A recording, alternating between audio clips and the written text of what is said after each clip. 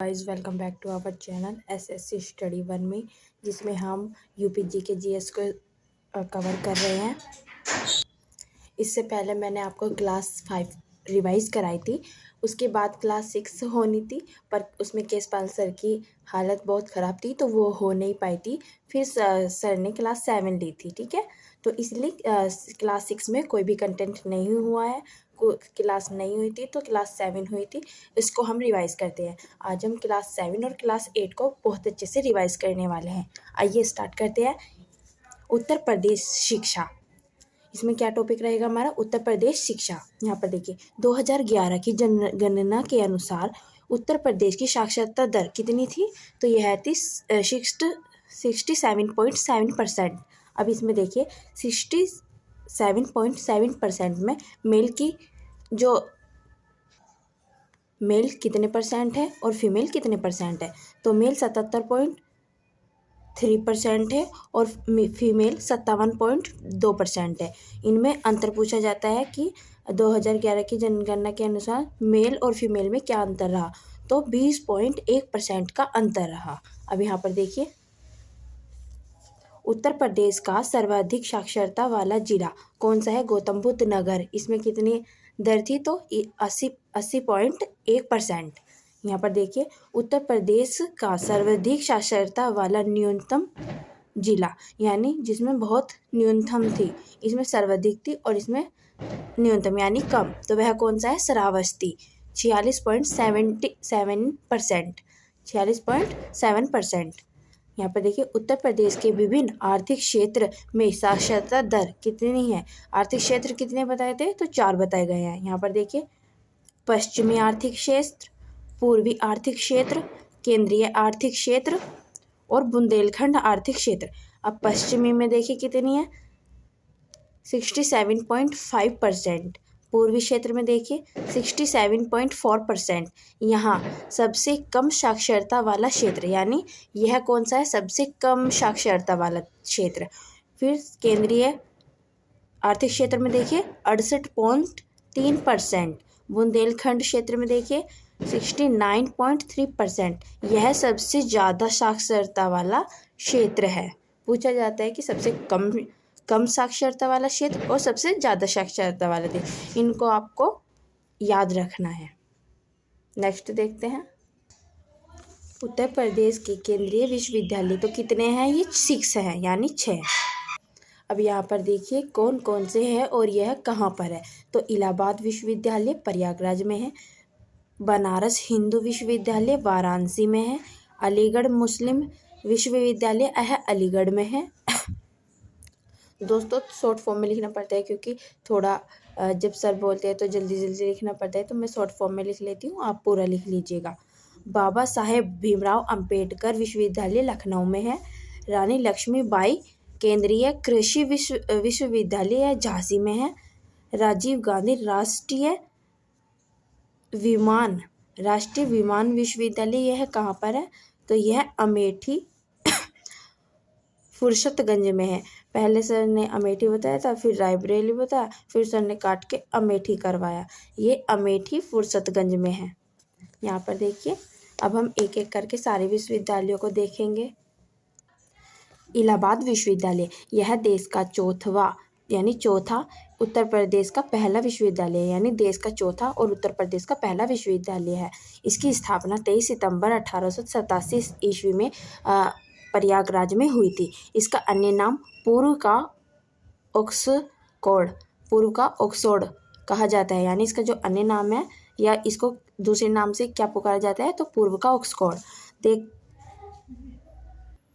और यह किसकी देखरेख में स्थापित हुआ? तो सर विलियम मेयो के देखरेख में, जो कि अवध के लेफ्टिनेंट गवर्नर थे।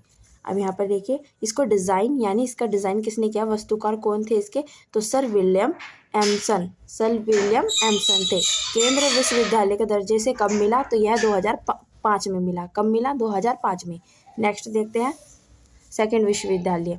अब यहाँ पर देखिए, बनारस हिंदू विश्वविद्यालय, यह कहाँ पर है? वाराणसी में। इसकी स्थापना कब हुई? 4 फरवरी 1916 में। इसके फाउंडर यानी संस्थापक कौन है? तो पंडित मदन मोहन मालवीय। इनके सहयोगकर्ता कौन थे, इनके साथ किसने सहयोग किया था, तो यह थी श्री एनी बेसेंट। यहाँ पर देखिए विश्वविद्यालय में मूल में यानी विश्वविद्यालय के मूल में एनी बेसेंट द्वारा संचालित सेंट्रल हिंदू कॉलेज की मुख्य भूमि थी। यानी जो इसमें जो संचालित में जो मतलब जो ये हमारा बनारस हिंदू विश्वविद्यालय था, इसके संचालन में इस कॉलेज की बहुत महत्वपूर्ण भूमिका रही, जो कि एन.एस. बेसेंट द्वारा निभाई गई। यहाँ पर देखिए 75 छात्राओं के साथ एशिया का सबसे बड़ा आवासीय विश्वविद्यालय है। यानी 75 एशियाई छात्रों के साथ यह सबसे बड़ा विश्वविद्यालय बना, आवासीय विश्वविद्यालय बना। पूछा जाता है कि कौन सा विश्वविद्यालय सबसे बड़ा आवासीय विश्वविद्यालय बना, तो आप बताएंगे बनारस हिंदू विश्वविद्यालय। अब यहाँ पर देखिए उद्घाटन, इसका औपचारिक उद्घाटन कब हुआ, तो यह 13 दिसंबर 1921 को प्रिंस ऑफ वेल्स द्वारा किया गया। अब यहाँ पर देखिए विश्वविद्यालय का शिलान्यास किसने किया और कब किया, तो 1916 में लॉर्ड हार्डिंग द्वारा इसका शिलान्यास किया गया था। नेक्स्ट देखते हैं, यहाँ पर थर्ड है अलीगढ़ मुस्लिम विश्वविद्यालय। इसकी स्थापना 1875 में अलीगढ़ में सर सैयद खान ने की थी। और इन्होंने किस रूप में इसकी स्थापना की थी, तो मोहम्मद एंग्लो ओरिएंटल कॉलेज के रूप में की थी। केंद्रीय विश्वविद्यालय का दर्जा इसको कब मिला, तो 1920 में मिला। यहाँ पर देखिए अब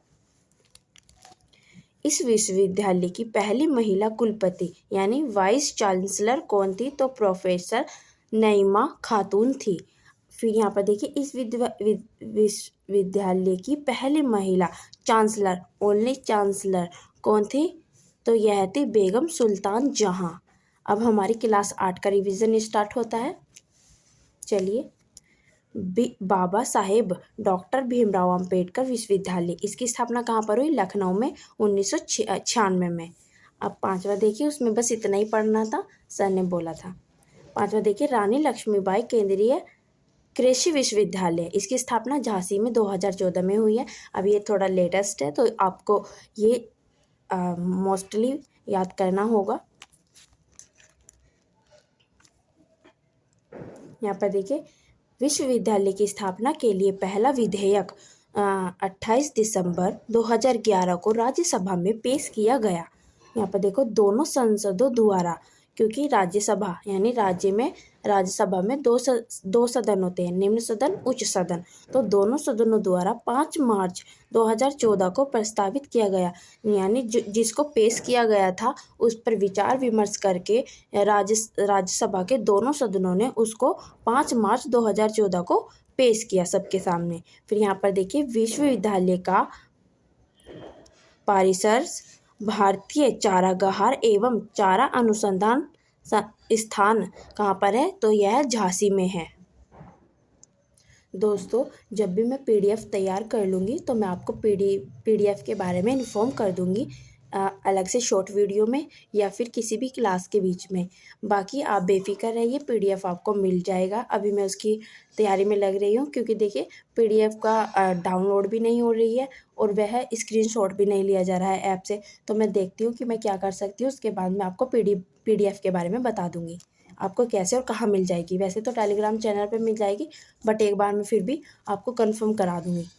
यहाँ पर देखिए 6 राजीव गांधी राष्ट्रीय विमानन विश्वविद्यालय, इसकी स्थापना कहाँ पर हुई, फुर्सतगंज अमेठी में।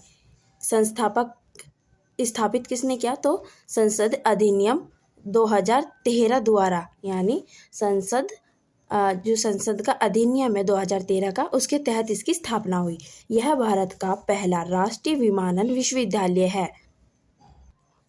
प्रमुख कार्य इसने कब से स्टार्ट किया था, तो इसने स्टार्ट किया था 2018 से। 2018 को इसने अपना प्रमुख कार्य करना स्टार्ट किया। नेक्स्ट देखिए यहाँ पर अब एक छोटा सा नया टॉपिक है, उत्तर प्रदेश में प्राथमिक शिक्षा निदेशालय। इसका गठन कब हुआ? तो इसका गठन 1972 में प्रयागराज में हुआ। राज्य शैक्षिक अनुसंधान एवं प्रशिक्षण परिषद का गठन कब हुआ? 1981 में प्रयागराज में हुआ। अब यहाँ पर देखिए, माध्यमिक शिक्षा निदेशालय का गठन कब किया गया? ये सारे गठन है, ये पूछे जाते हैं शिक्षा से रिलेटेड जो भी उत्तर प्रदेश में हुए हैं। तो इसका गठन 1972 में प्रयागराज में हुआ। नेक्स्ट देखिए, क्योंकि इन पे मैंने स्टार बना रखा है तो सर ने बताया था ये काफ़ी इंपॉर्टेंट है। माध्यमिक शिक्षा चयन बोर्ड का गठन कब किया गया? तो यह 1982 में प्रयागराज में किया गया। क्योंकि यहाँ 82 है, यहाँ 72 है और ये 81 है, तो आप रिलेट कर पाओगे एक दूसरे से। अब यहाँ पर देखिए वेरी इंपॉर्टेंट फैक्ट्स। यहाँ पर स्वतंत्रता से पूर्व उच्च शिक्षा हेतु प्रदेश में विश्वविद्यालय की संख्याएं 5, यानी जो हमारे पूर्व उच्च शिक्षा हेतु प्रदेश में विश्वविद्यालय थे, उनकी संख्या क्या थी? 5। अब यहाँ पर देख लेते हैं वे कौन कौन से थे। भारत रत्न बाबा साहेब भीमराव अंबेडकर राजकीय इंजीनियरिंग कॉलेज, यह कहाँ पर है? प्रतापगढ़ में। यहाँ पर देखिए सम्राट अशोक राजकीय इंजीनियर कॉलेज, यह कहाँ पर है? मिर्जापुर में।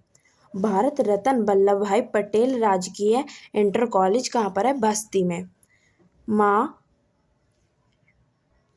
पटेश्वरी देवी राजकीय इंटर कॉलेज कहाँ पर है? गौड़ा में। अब यहाँ पर देखिए लोकमा देवी अहिल्याबाई होलकर राजकीय इंटर कॉलेज कहाँ पर है? मैनपुरी में। कहाँ पर है? मैनपुरी में। अब यहाँ पर एक नया पॉइंट है, यहाँ पर देखिए उत्तर प्रदेश शिक्षा का अधिकार, यह एक भारतीय संसद का अधिनियम था जिसको लागू 4 अगस्त 2009 को किया गया। इसमें उत्तर प्रदेश सरकार द्वारा 26 जनवरी 2011 को लागू किया गया, यानी उत्तर प्रदेश में ही यहाँ पर लागू हुआ था, बाकी देश में ये यहाँ पर लागू हुआ था। अब यहाँ पर देखिए यूपी यानी उत्तर प्रदेश राजर्षि टंडन मुक्त विश्वविद्यालय, इसकी स्थापना फफामरू प्रयागराज में 1998 में की गई। प्रदेश का एकमात्र मुक्त विश्वविद्यालय है, यानी अगर आपसे पूछा जाएगा कि एकमात्र विश्वविद्यालय का नाम कौन सा है, 4 तो उनमें से दे देगा, 3 तो उनमें से दे देगा और 1 ये दे देगा। तो आपको याद रखना है कौन सा है, उत्तर प्रदेश राजश्री टंडन मुक्त विश्वविद्यालय। देखिए इसमें मुक्त भी आ रहा है, तो इससे आपको याद रहेगा। अब यहाँ पर नेक्स्ट देखिए, लास्ट पॉइंट है ये आज की क्लास का, सर्वाधिक जिले वाला जिला कौन सा है? तो यह है हमारा लखनऊ। कौन है?